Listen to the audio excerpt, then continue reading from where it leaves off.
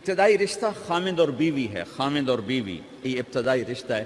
اللہ نے آدم کو بنایا اور حوا کو ساتھ بیوی بنایا, اولاد بعد میں دی. اور ایک اور بات, آدم کو بنا دیا مٹی کا پتلا اکٹھا کر کے, مٹی اکٹھی کر کے پتلا بنا دیا. 40 سال کے بعد روح ڈالی, چل بھائی جا جنت, اور اکیلے بھیج دیا, بیوی نہیں دی. حالانکہ اللہ چاہتا تو ساتھ ہی حضرت حوا کی مٹی کا ڈھیر بھی لگا دیتا, اس کا پتلا بھی تھپ دیتا, فرشتوں سے تھپوا دیتا, اور پھر 40 سال کے بعد دونوں کو اکٹھا جنت میں ڈالتا. بہت سارے پیغام, اس میں بہت سارے پیغام. تاخیر ساتھ نہیں بنایا, دیر سے بھیجا. انتظار قدر کو بڑھانے کے لیے کہ عورت کی قدر کرنا, کمزور ذات ہے, کمزور مخلوق ہے, قدر کرنا. دوسرا, پہلے دن پتلا نہیں بنایا کہ ننگا پڑا ہو. عورت کا پتلا ننگا ہو, مٹی کا ہو, پتھر کا ہو, تو اس میں کیا کشش؟ تو ان مرد کے لیے کشش کوئی نہیں, تو فرشتوں کو کیا کشش تھی؟ پہلے دن سے عورت کو پردے میں بنایا, بے پرد نہیں کیا, بے پرد نہیں کیا, اس کا پتلا نہیں بنایا, اسے ننگا نہیں چھوڑا, اس کو پہلے دن سے کورڈ. اور کیسے بنایا؟ فرشتوں کو کی آنکھوں پہ پردہ اور آدم کو سلا دیا. آدم علیہ السلام سوئے ہوئے ہیں, فرشتوں کی آنکھوں کے سامنے پردہ ڈال دیا گیا. جب آدم اٹھے ہیں, اور ایک اور بات, جنت میں رہ کر بھی آدم علیہ السلام کا دل نہیں لگتا تھا, اداس اداس رہتے تھے. اماں آئی تو بابے دا دل لگا, تو اداس رہتے تھے جنت میں. جب آنکھ کھلی تو اپنے لیفٹ سائیڈ پہ ایک خاتون, سر سے لے کر پاؤں تک لباس میں. آپ نے سنا ہے نا, یوسف علیہ السلام دنیا میں سب سے خوبصورت ہستی پیدا کیے گئے. یہ مردوں میں, عورتوں میں سب سے خوبصورت حضرت حوا کو پیدا کیا. کون ہے؟ کہتے ہیں اللہ کی آدم تیری بیگم. کون ہے تیری بیگم؟ نکاح پڑھایا. پھر کہا آدم مہر ادا کرو. تو انہوں نے پوچھا کیا مہر دوں؟ تو وہاں تو سونا چاندی ڈھیر لگے پڑے تھے. اللہ تعالیٰ کہتے دا من سونا چاہ کے دے دے. میرے اللہ نے کہا تیری نسل میں میرا آخری حبیب آنے والا ہے, اس پہ ایک دفعہ درود پڑھ دے, یہ مہر ہے. سیدھے ہاتھ میں برکت ہے. پیدا کیا الٹی طرف سے. الٹی طرف سے کیوں پیدا کیا ہے؟ کہ الٹی طرف دل ہے, اور دل کے نیچے جو پسلی ہے وہاں سے پیدا کیا. اس میں پیغام کیا دیا کہ عورت جس روپ میں ہو, پہلا روپ اس کا بیوی بنا, پھر وہ ماں بنی, پھر اس آگے بیٹی کا روپ ہے, پھر بہن کا روپ ہے, پھر خالہ ہے, پھوپھی ہے, دادی ہے, نانی ہے, ساس ہے. جس روپ میں بھی عورت ہے اس کو دل کے قریب جگہ دو. یہ دل کے نیچے سے پیدا کرنے میں یہ پیغام دیا گیا ہے. اسے ذلیل نہ کرو, اسے خوار نہ کرو, اسے بے عزت نہ کرو, اس پر شدت نہ کرو. تو پہلا بنیادی رشتہ خامند اور بیوی ہے, اور آخری رشتہ بھی خامند اور بیوی ہے. لیکن اس وقت ہمارے معاشرے میں خامند سے زیادہ اس کے ماں باپ حق جتلاتے ہیں, خامند سے زیادہ اس کی بہنیں حق جلاتی ہیں, خامند سے زیادہ اس کے رشتہ دار حق جتلاتے ہیں, اور جھوٹی سچی شکایتیں لگا کر بیوی سے متنفر کرتے ہیں, اور کہیں بیوی کو خامند سے متنفر کرتے ہیں. آپس میں لڑائی لڑا کے پھر خوش ہوتے ہیں. میرے نبی سے پوچھا جائے یا رسول اللہ آپ کو سب سے زیادہ کس سے پیار ہے؟ تو آپ نے کہا عائشہ سے. اللہ, وہ جھینپ کے کہنے کہ نہیں, میں پوچھ رہا ہوں لوگوں میں آپ کو کس سے زیادہ پیار ہے؟ تو آپ کہتے ابو بکر سے. تو آپ نے پھر کہا ابوہا, مجھے عائشہ کے باپ سے زیادہ پیار ہے. پھر پہلے عائشہ کہا, تو پھر کہتے ابو بکر.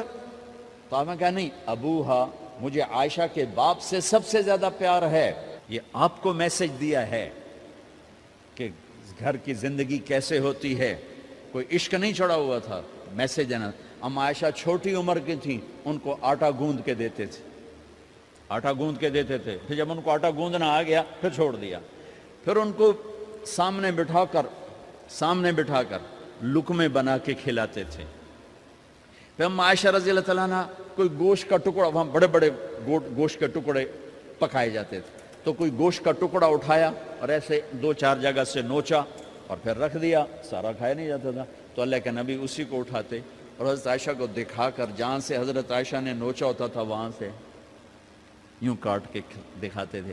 پھر حضرت عائشہ رضی اللہ تعالیٰ نے گلاس اٹھایا پانی پینے کے لیے، جہاں ہونٹ لگائے پہ گلاس رکھ دیا، بڑے بڑے گلاس ہوتے تھے، تو حضرت ہمارے نبی اٹھاتے تھے، جہاں عائشہ کے ہونٹ لگے ہوتے تھے وہاں ہونٹ لگا کے پانی پیتے تھے۔ یہ آپ کو سکھانے کے لیے ہے، اپنے گھر والوں کے ساتھ بیٹھ کے کھانا کھاتے۔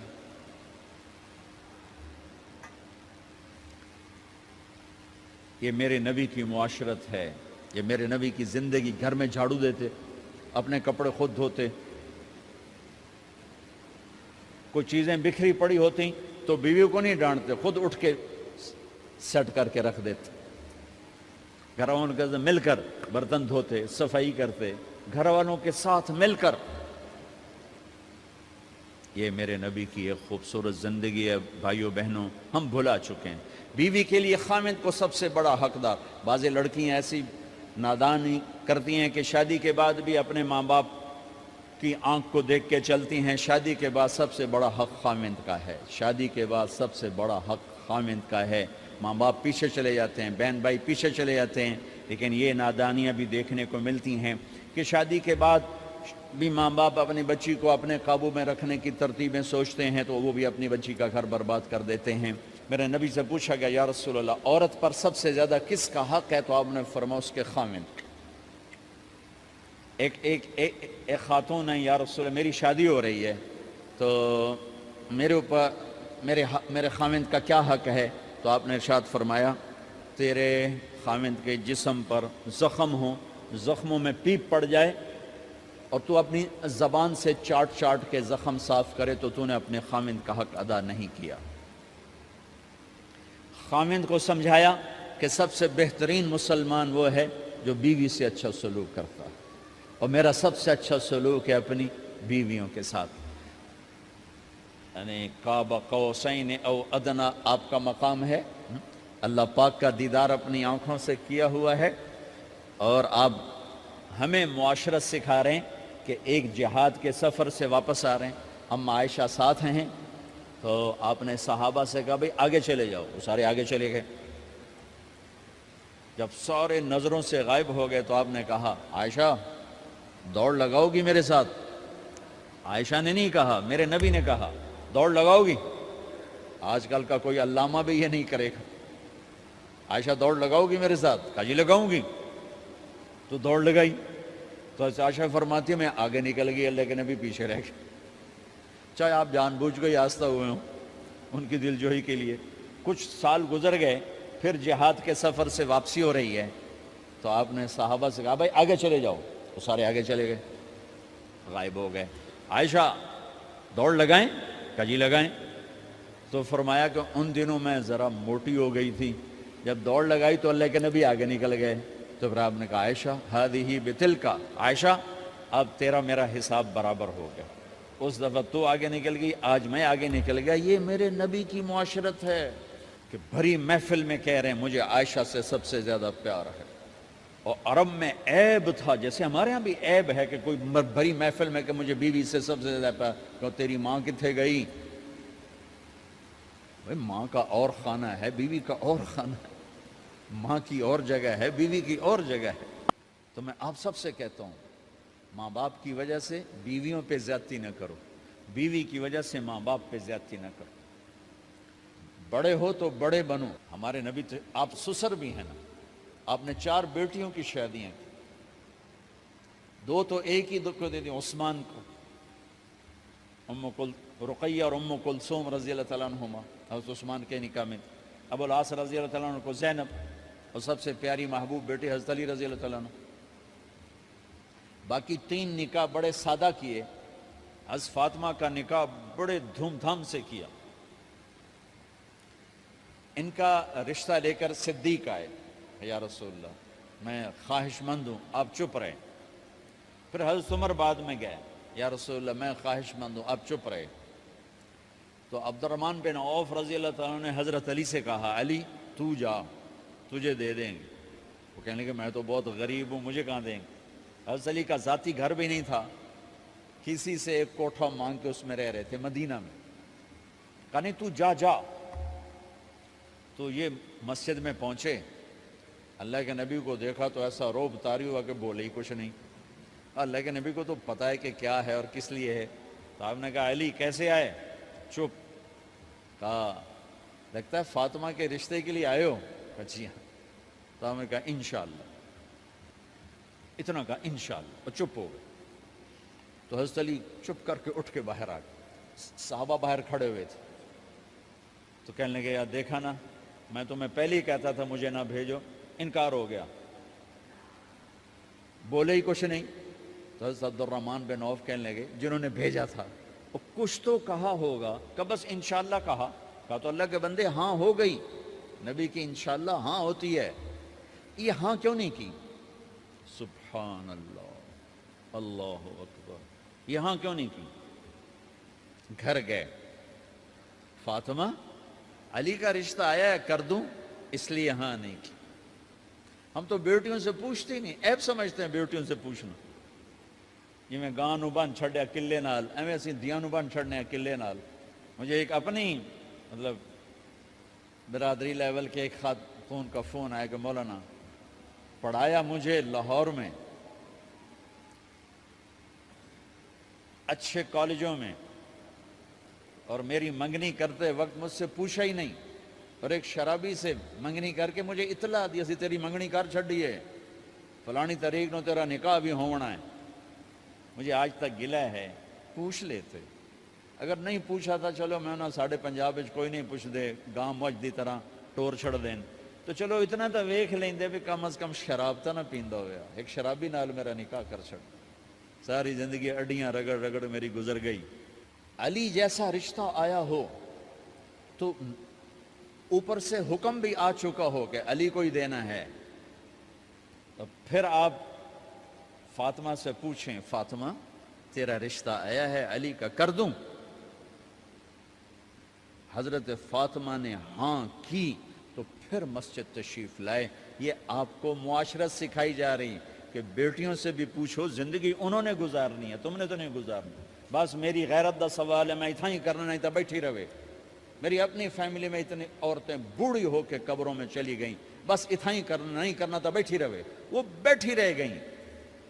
یہ ظلم و ستم ہے جو تمہاری عدالت میں بھی نہیں آتا, کوئی کیس بھی نہیں ہوتا, لیکن اللہ کی عدالت میں کیس درج ہو چکا ہے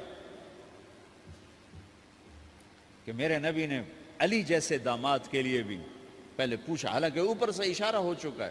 ابھی بتاتا ہوں میں. فاطمہ بیٹی علی کا رشتہ ہے, کر دوں؟ انہوں نے کہا کر دیں. پھر کہا بلاؤ. پھر علی آئے, کہا علی جمع کرو لوگوں کو. مسجد ساری بھر گئی. تو آپ ممبر پر تشریف فرما ہوئے. حضرت علی کو ایسے سامنے بٹھایا, کہا لوگوں مجھے جبریل اللہ کی طرف سے پیغام دینے آئے ہیں کہ میں اپنی بیٹی فاطمہ کا نکاح علی کے ساتھ کر دوں. آسمان سے وحی بھی آئی ہو اور پھر بھی پوچھا جائے, یہ میرے نبی کی معاشرت ہے. ہم تو پوچھنا عیب سمجھتے اور اسے ذلت سمجھتے ہیں.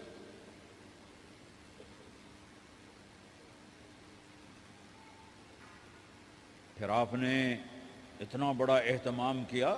مسجد نبوی پرانی جو آپ کے زمانے کی تھی, بہت بڑا ہال تھا, اس کا بھرا ہوا تھا. آپ نے سب کو شہد کا شربت پلایا, خود نکاح پڑھایا, نکاح کا خطبہ پڑھ کیا. پھر کہا علی میں نے فاطمہ بنت محمد کو 400 درم مہر کے عوض تمہارے نکاح میں دیا, تو نے قبول کیا؟ انہوں نے کہا جی میں نے قبول کیا, اور سجدے میں چلے گئے اور زور سے دعا مانگی, رب اوزعنی ان اشکر نعمتک التي انعمت علی وعلی والدی وان اعمل صالحا ترضاہ واصلح لی فی ذریتی انی تبت الیک واننی من المسلمین. میرے نبی نے کہا آمین, زور سے کہا آمین. نکاح ہو گیا. رخصتی ہوئی 6 مہینے بعد, 1 مہینے بعد, 1 سال بعد. 3 روایات ہیں, فوراً 4 روایات, لیکن زیادہ صحیح ہے دیر کے بعد, فوراً نہیں ہوئی, کچھ عرصے کے بعد رخصتی ہوئی. حضرت عقیل آپ کے بھائی وہ کہنے لگے علی اب رخصتی ہو جانی چاہیے.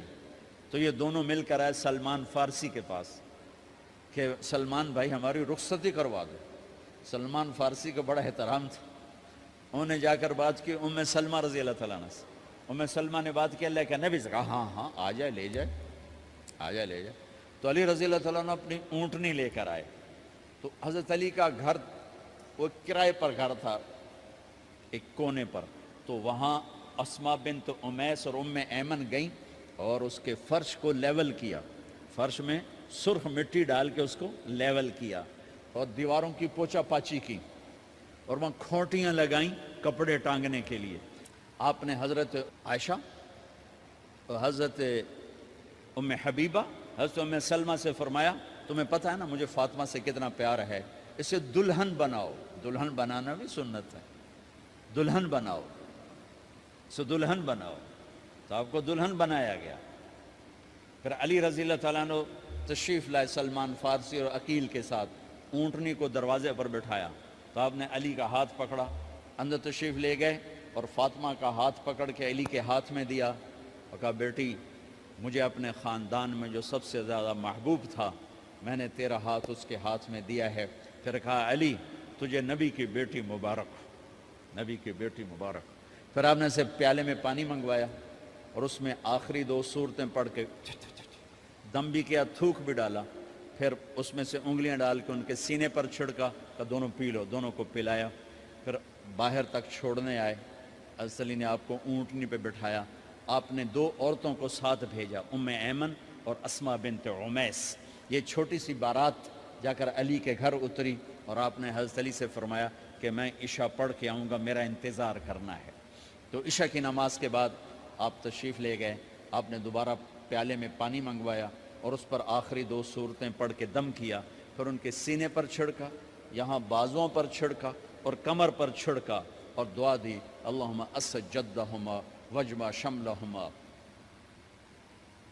وبارک علیہما واخرج منہما ذریۃ صالحہ. یہ دعا دی آپ نے اس وقت کہ میرے مالک ان کے جمع ہونے میں برکت عطا فرما اور ان کو سعادتیں عطا فرما اور ان کو نیک اولاد عطا فرما. یوں میرے نبی نے اپنی بیٹی کو رخصت فرمایا. اگلے دن آپ نے حضرت علی کو بلا کے فرمایا علی ولیمہ بھی کرنا ہے. کہنے لگے یا رسول اللہ میرے پاس تو کچھ نہیں. تو آپ نے کہا تو سعد بن ابی وقاص کہنے لگے یا رسول اللہ میرے پاس ایک چھترا کھڑا ہے, چھترا لاؤ. ذبح کیا گیا. آپ نے اس میں چھوارے ڈلوائے, قورمہ بنوایا, قورمہ. اور اپنی طرف سے حضرت علی کو پیسے دیے کہ جاؤ جاؤ چھوارے, گھی, شہد خرید کے لاؤ.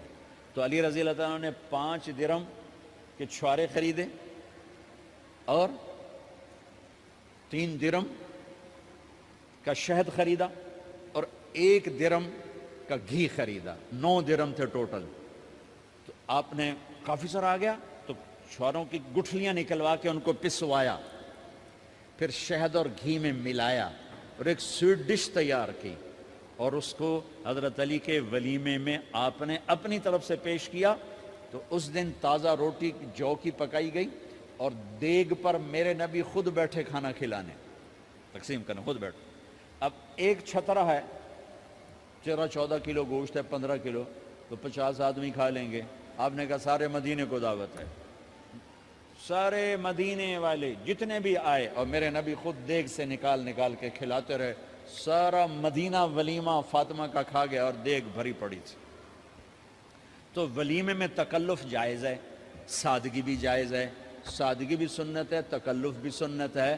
ہاں جو ہماری خرافات ہیں, فضولیات ہیں, یہ تباہ کن ہیں, ان سے بچنا بڑا ضروری ہے. اور بھائیو کسی کی شادی ہو, اس بچے کی ہو رہی ہے, یہ افسر ہے, ایک ریڑھی والے کی ہو, کسی بھی گھر کی آبادی کا ایک ہی سبب ہے, وہ میٹھا بول ہے, وہ اچھا سلوک ہے. جس کی بیٹی کو لے جا رہے ہو اسے عزت دینا, اور یہ جو جا رہی ہے یہ ان کو اپنا ماں باپ سمجھے, اپنے خامن کے ماں باپ کو اپنے ماں باپ سمجھے. جاتے ہی لکیریں لگانا نہ شروع کر دے, میں انہوں وکھرا کرتے انہوں ایدے کرتے انہوں ایدے کر. وہ اپنے گھر کا ایک فرد بن کے زندگی گزاریں. جو لے کے جا رہے ہیں ان کے ذمے ہے کہ اس کو بیٹی بنا کے لے جائیں. سسرال جو ہوتے ہیں وہ ہمیشہ عیب دیکھتے ہیں, خوبیاں انہیں نظر ہی نہیں آتی. تو کھٹپٹ تو ہوتی رہتی ہے، کوئی ایسی بڑی بات نہیں. کھٹپٹ کو صلح میں بدلو، مزید لڑائی جھگڑا نہ بڑھاؤ. میرے نبی حضرت فاطمہ کے گھر آئے، دیکھا تو آپ اداس بیٹھی. آپ نے کہا فاطمہ بیٹی کیا ہوا؟ کہ میرا اور علی کا جھگڑا ہو گیا. اچھا. خود گئے بیٹی کے باپ ہو کر، دیکھا تو حضرت علی مسجد میں سوئے ہوئے تھے. آپ نے ان کو اٹھایا، کہا یا ابا تراب قم، آپ کو یہ ٹائٹل یہاں ملا، اے ابو تراب. فرمایا کرتے تھے کل کائنات ملتی تو اتنی خوشی نہ ہوتی جتنا اس ٹائٹل کی خوشی ہے. ابو تراب کہنے کا کیا مطلب تھا؟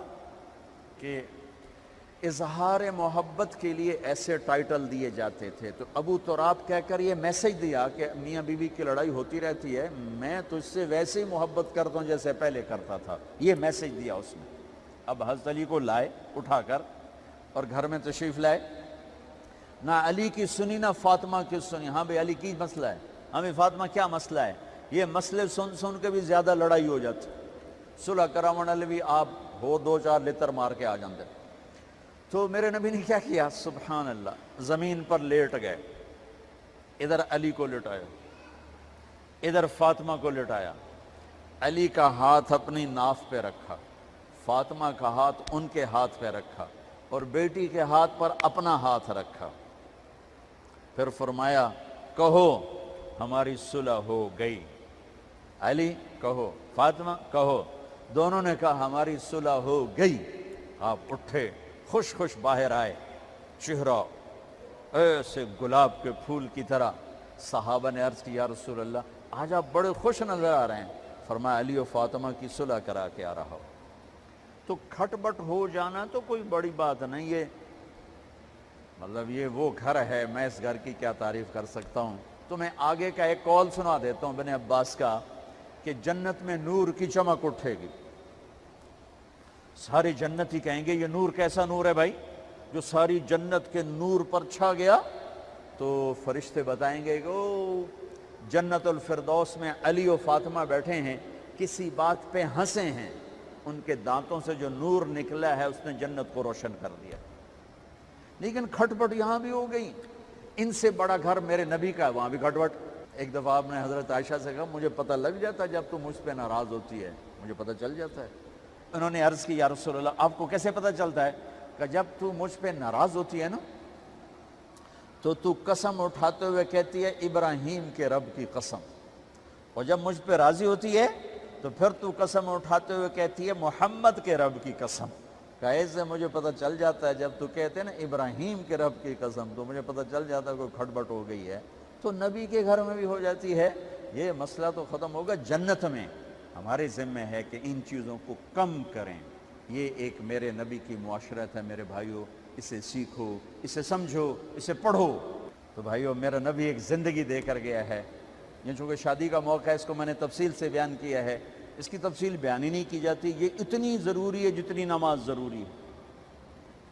نماز تو 5 وقت پڑھیں گے، زندگی 24 گھنٹے روپ بدل رہی ہے. ہر روپ میں میرا نبی کیا چاہتا ہے اس کو سیکھو، اس کو سمجھو. کرو گے اللہ آپ کو چمکائے گا، بنائے گا. اپنی کمائیوں میں حلال لاؤ، حرام سے بچو. جج بھی بیٹھے ہیں، وکیل بھی بیٹھے ہیں، کسی ظالم کے وکیل نہ بنو. وَلَا تَقُلْ لِلْخَائِنِينَ خَصِيمًا. آپ کو ایک آیت میں جوڈیشری، جج، مقننہ اور وکلاء کا پیغام اللہ کا سنا دیتا ہوں. اِنَّا أَنزَلْنَا إِلَيْكَ الْكِتَابَ بِالْحَقِّ لِتَحْكُمَ بَيْنَ النَّاسِ بِمَا أَرَاكَ اللَّهُ وَلَا تَقُلْ لِلْخَائِنِينَ خَصِيمًا. مقننہ، قانون ساز. تو اِنَّا أَنزَلْنَا إِلَيْكَ الْكِتَابَ بِالْحَقِّ، قانون بنانے کا حق اللہ کو ہے، اللہ کے قانون کو اپناؤ. آگے جج حضرات، فَحْكُمْ لِتَحْكُمَ بَيْنَ النَّاسِ بِالْحَقِّ. ججوں کو حکم ہے کہ حق فیصلے کرنا، بک نہ جانا، دب نہ جانا، حق کے فیصلے کرنا. تیسرا وکلاء کو وَلَا تَقُلْ لِلْخَائِنِينَ خَصِيمًا، ظالم بددیانت کی وکالت کے لیے کھڑے نہ ہو جانا ورنہ مارے جاؤ گے، مارے جاؤ گے. وَلَا تَقُلْ لِلْخَائِنِينَ خَصِيمًا، ان کے لیے دلائل قائم نہ کرنا ورنہ ہلاک و برباد ہو جاؤ گے. تو بھائیو یہ نکاح کو ذرا میں نے تفصیل سے بیان کی ہے کہ یہ زندگی ہے جس کو سیکھنا ہے حلال کماؤ، بچوں کو حلال دو، بیوی کو حلال دو. اللہ کی قسم حرام سے کبھی بہار نہیں آتی اور حلال پہ کبھی خزاں نہیں. حلال کھانا، حلال کھلانا تو تم شاد و آباد رہو گے. اللہ میں عمل کی توفیق بخش.